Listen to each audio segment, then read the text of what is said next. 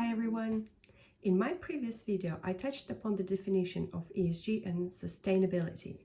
Today, I want to dive into the history of ESG and sustainability and see which global discoveries, social and political events or scandals impacted and triggered the development of ESG, what we know today. Each country has its own evolution of ESG, but I've picked up the global dates that I found interesting. So here we go. 1890, the Quaker Friends Fiduciary Notes in Investments.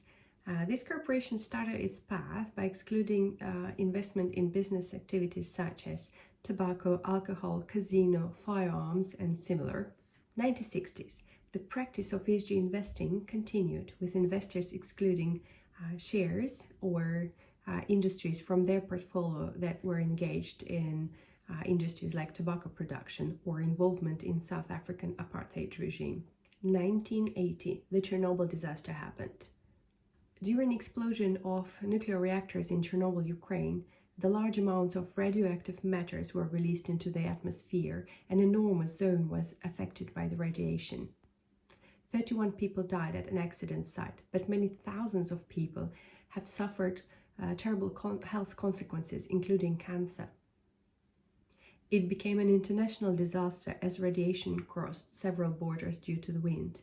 And it showed that pollution has no borders, it doesn't stop. That's why it drew a lot of attention within the international community.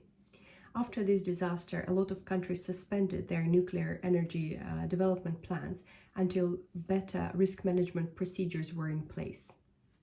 1983, the United Nations has created the World Commission on Environment and Development to study the connection between ecological health, business growth, and social equity. 1985, the hole in ozone layer was detected by a junior researcher at BS, Jonathan Franklin.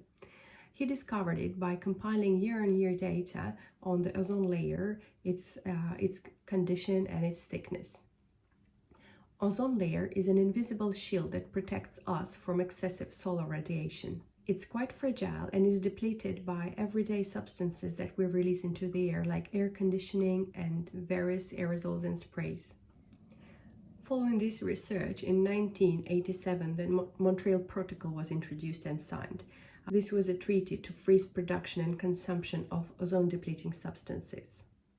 Without this agreement, the UN estimates that the number of skin cancer cases would have increased by 14%, and we would have reached the global warming of 2.5 degrees already. 1990.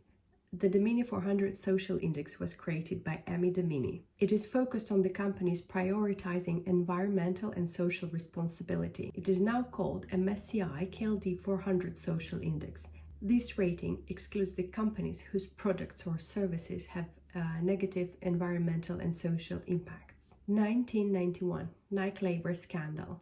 Nike has been accused of worker abuse in production of footwear and apparel in East Asia. After rising prices and raising labor costs in Korean and Taiwanese markets, Nike started to search the factories in Asia. It subcontracted factories without reviewing the conditions for workers, just based on the lowest bid. In 1991, the report was published revealing the details of insufficient worker payments and terrible worker conditions in those Indonesian factories. This triggered the human rights scrutiny that we know today.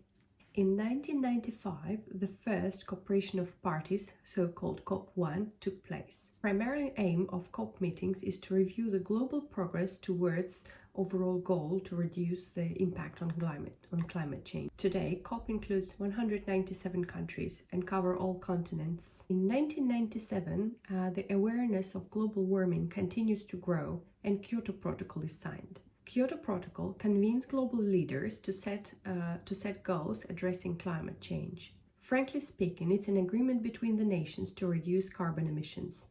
Unfortunately, Kyoto Protocol was superseded by Paris Agreement, because originally Kyoto Protocol didn't include fast-growing countries as well as US and China.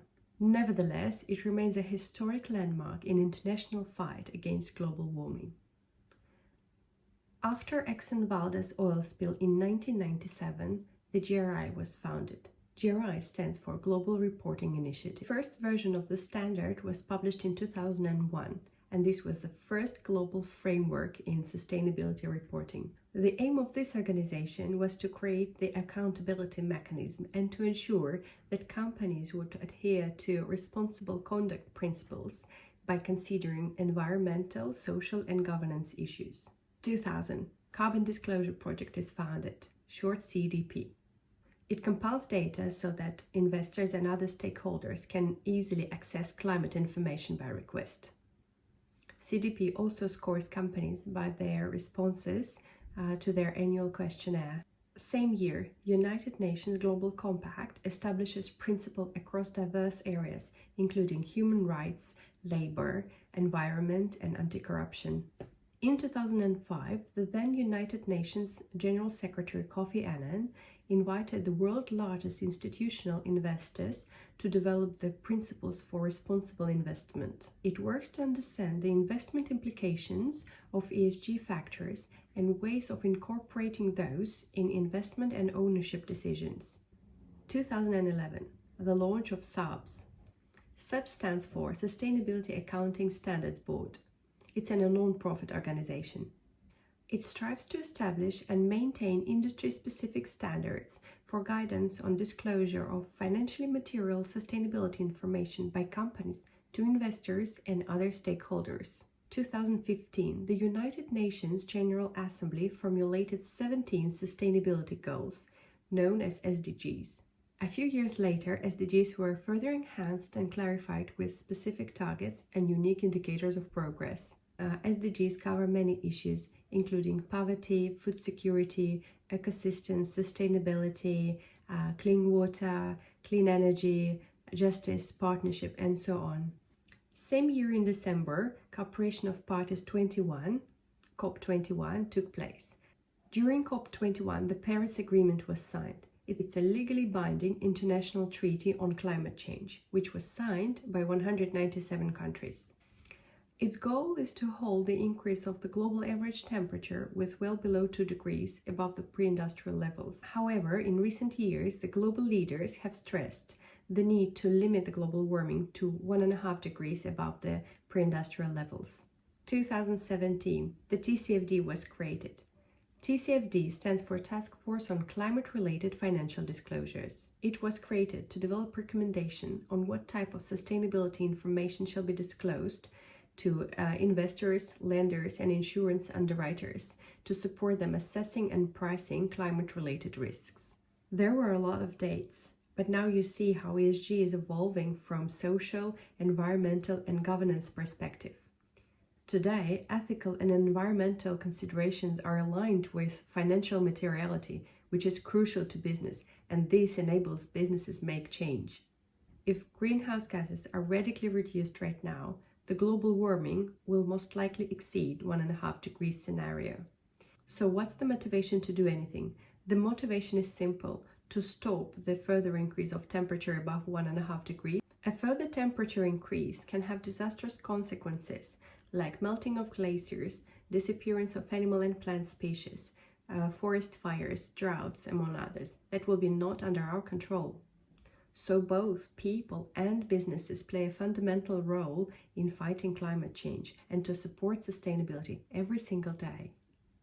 In the next few videos, I want to cover in more detail what is included in ESG, environment, social, and governance, and what's in it for businesses. So thanks for watching. See you later.